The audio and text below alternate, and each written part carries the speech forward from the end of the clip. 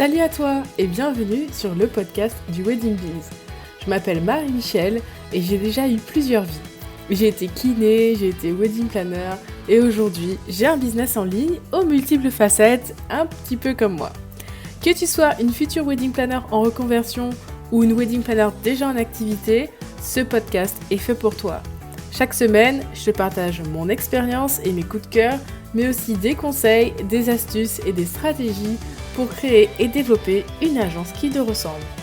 Je te souhaite une bonne écoute et je te laisse tout de suite avec l'épisode du jour.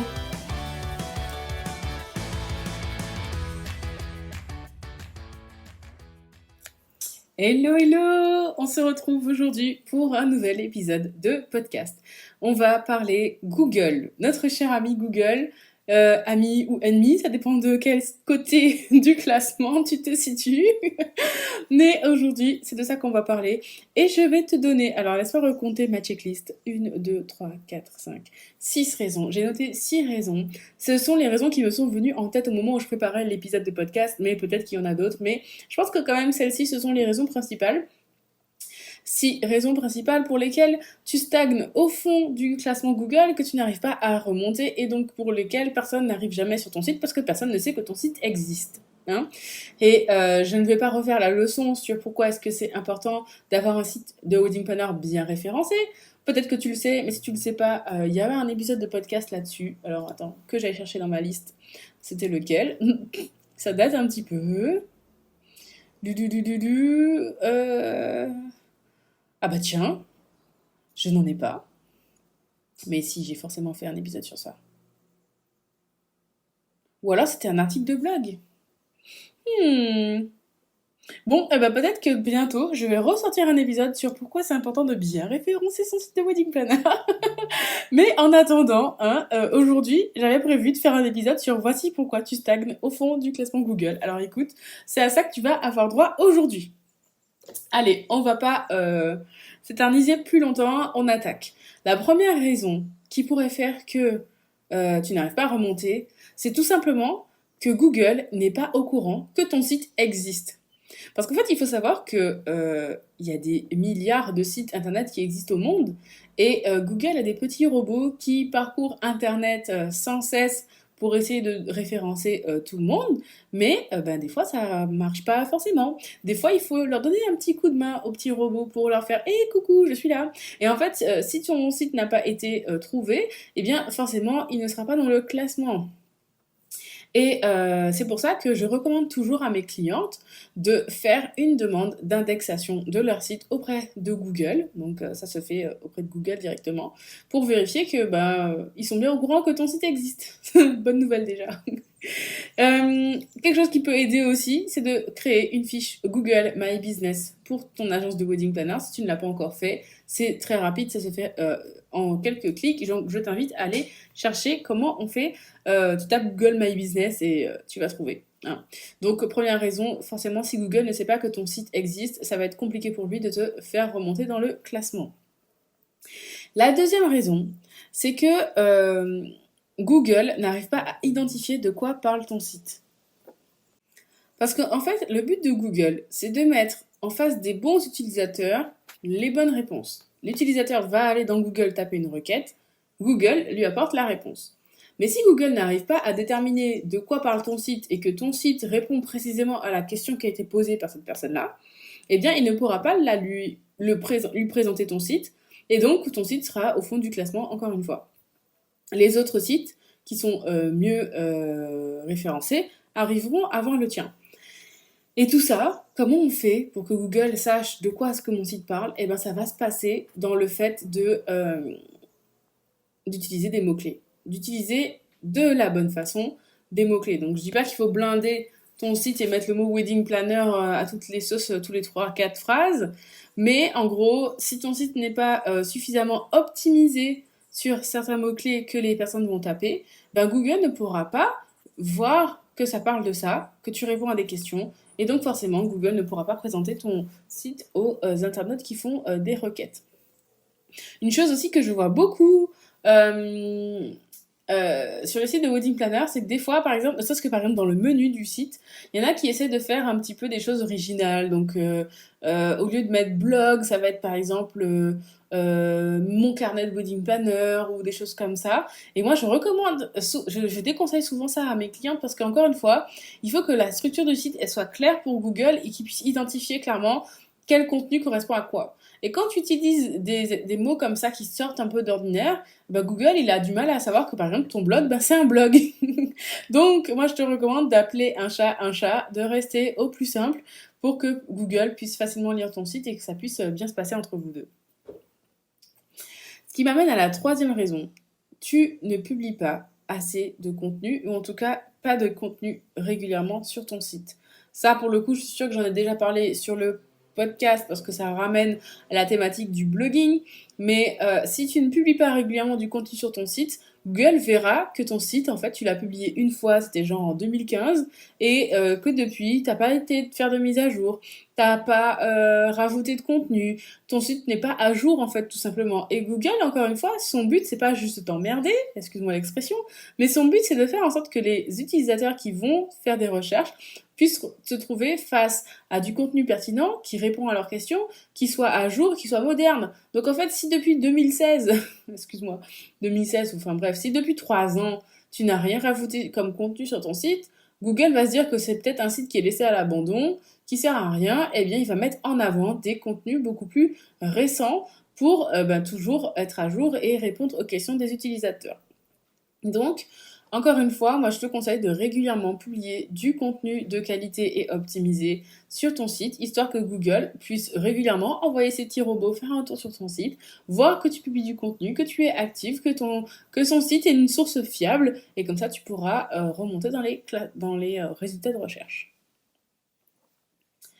On en est déjà à la quatrième raison pour laquelle il se peut que tu stagnes au fond du classement Google, c'est que ton site il est peut-être trop lent. Encore une fois, Google il est là pour la performance. Et si ton site est trop lent et qu'il prend trop de temps à charger, il y a des chances qu'en fait quelqu'un va cliquer sur le lien et comme ça charge pas suffisamment vite, il s'en va parce qu'il se dit que le site est pourri ou qu'il y a un truc qui se passe bien ou voilà, bref. Il va peut-être éventuellement actualiser la page une fois ou deux, mais si ça ne charge pas suffisamment vite, il s'en ira. Et la vitesse de chargement du site, c'est quand même très important pour Google. Hein. Encore une fois, performance avant tout. Donc il faut que tu fasses en sorte que ton site ne soit pas trop lourd. Alors au niveau du code, si Stock a fait ton site, Stock il va pouvoir gérer ça, mais sinon il faut que tu fasses gaffe, par exemple, à certains plugins que tu vas mettre, quel thème tu as utilisé, enfin bref, il faut quand même que ce soit nickel. Il faut que tu fasses attention à pas mettre des images trop lourdes, donc n'hésite pas à optimiser tes images avant pour réduire la taille, pour être sûr qu'elles ne soient pas trop lourdes et qu'elles puissent charger assez vite. Et par exemple, quelque chose que souvent je vois des wedding planners faire et que je déconseille à mes clientes, c'est de mettre une vidéo en en-tête du site, juste sur la page d'accueil, parce que c'est la page d'accueil, clairement c'est là où on arrive en fait. Et la vidéo, alors à moins que ce soit vraiment une très courte vidéo qui pèse pas très lourd, les vidéos ça pèse très très lourd et ça peut clairement ralentir la vitesse de chargement de ton site dès qu'on clique dessus. Et ça peut te pénaliser. Donc encore une fois, moi je t'invite à faire au plus simple, à rester sur tout ce qui est voilà, simple et efficace. Ne sacrifie pas l'efficacité de ton site, la rapidité de chargement et le référencement du coup de ton site pour un détail esthétique. Hein. C'est pas le fait que tu aies mis une vidéo ou pas qui fera une si grande différence, tu vois, je pense. Petit 5, ton site n'est pas en HTTPS. Ça, c'est clair. J'aurais peut-être même pu le mettre plus haut dans la liste parce que tellement c'est évident. Clairement, HTTPS, le petit S là, en fait, bon, pour reprendre, en fait, HTTP, c'est quand tu vas taper l'URL de ton site, tu vois, ça commence par HTTP, et puis là, tu vas avoir le nom de ton site qui vient. Et le S, à la fin de HTTPS, veut dire sécurisé. Ça veut dire que quand on se connecte sur ton site, tu vas voir qu'en général, il y a le petit cadenas qui apparaît à côté de l'URL de ton site. Ça veut dire que la connexion est sécurisée et que personne ne peut se connecter pour aller voir les données de l'utilisateur qui s'est connecté à ton site. Eh bien, quand le site n'est pas en HTTPS mais en HTTP tout court, Google considère que du coup tu es sur un site qui n'est pas sécurisé. D'ailleurs, des fois, tu remarqueras que ça arrive que des fois tu te balades sur Google, tu cliques sur un lien et il t'envoie une alerte, surtout si tu es sur Google Chrome, il t'envoie une alerte pour te dire attention, vous vous rendez sur un lien suspect, est-ce que vous êtes sûr de vouloir continuer, etc. Donc si ton site il apparaît comme ça aux utilisateurs en mode attention, c'est un lien suspect, vous êtes sûr que vous voulez continuer, déjà ça inspire pas confiance, donc la personne peut-être qu'elle aura juste envie de ne pas aller voir ton site et qu'elle ira voir ailleurs. Mais en plus, Google, il a tendance à pénaliser ce genre de sites-là et à ne pas les faire remonter dans le classement. Donc, ce serait dommage. Donc, fais en sorte d'avoir une connexion sécurisée à ton site pour rassurer tout le monde. C'est pas que pour les sites qui proposent des paiements en ligne. Essaie de faire en sorte que ça puisse rassurer tout le monde. Ce qui m'amène au dernier point de la liste. Il se peut que tu stagnes au fond du classement Google parce que ton site est mal balisé. Alors, qu'est-ce que j'entends par là? Disons que Google, il aime bien quand ton contenu, il est déjà optimisé, donc avec les bons mots-clés, etc., etc. Mais il aime bien aussi que le contenu soit rangé et organisé. C'est-à-dire que, par exemple, quand tu étais au lycée, tu as appris à faire des rédactions, tu avais le titre en haut de la rédaction, ensuite tu avais petit 1, enfin grand A, grand B, grand C, et après dans le grand A, tu avais petit 1, petit 2, petit 3. Et bien Google, il aime bien que les choses soient bien rangées comme ça, lui, il arrive à bien suivre là où tu veux en venir, et c'est aussi très agréable pour les humains parce que du coup, c'est une structure qu'on connaît bien, et c'est une structure qu'on peut facilement décrypter, et on peut facilement parcourir le contenu de cette façon. Eh bien, il y a des façons de faire en sorte que Google puisse savoir quel est ton titre, quel est ton grand A, quel est ton grand B, ton grand C, les petits 1, les petits E. Mais si tu as mal balisé ton texte, Google, il est perdu. Il sait pas qui est quoi, qui fait quoi, et ça peut être compliqué pour toi. Pareil, les images, toi tu les vois, quand tu vas aller sur un site, tu vas voir une photo. Google, lui, il voit pas la photo, il voit un code. Hein. Et si la photo est mal balisée, donc par exemple si tu n'as pas mis de balise alternative sur ta photo, contenant les mots-clés sur lesquels tu veux être référencé, petit tips supplémentaire, Google, il aura du mal à identifier que cette photo-là, elle parle de ça, parce que lui, il voit pas ce qui est sur la photo, il voit juste le code de la photo. Donc, tout ça pour dire que quand tu ne fais pas le balisage correct de ton site, encore une fois, Google a du mal à voir comment tu organises ton contenu, il a du mal à savoir que ton contenu parle bien de telle et telle requête, et donc il ne peut pas le proposer en résultat aux autres personnes. Donc c'est important pour toi que tu fasses le point sur les balises HTML qui sont sur ton site. Là, on rentre un petit peu dans du détail et dans des trucs techniques, donc je vais pas trop m'étendre là-dessus.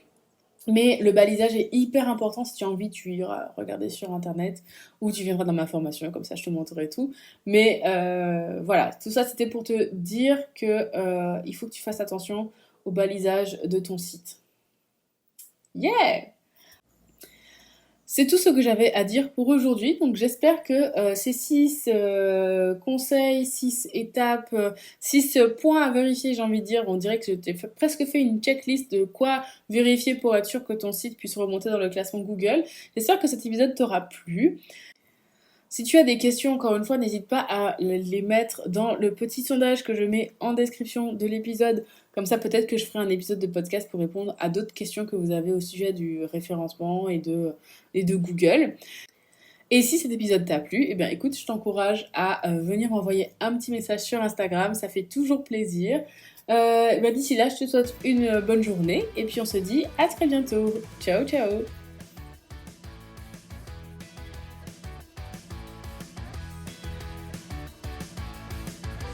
Hey, merci d'avoir écouté l'épisode jusqu'au bout. S'il t'a plu, n'hésite pas à t'abonner au podcast pour ne pas louper les suivants.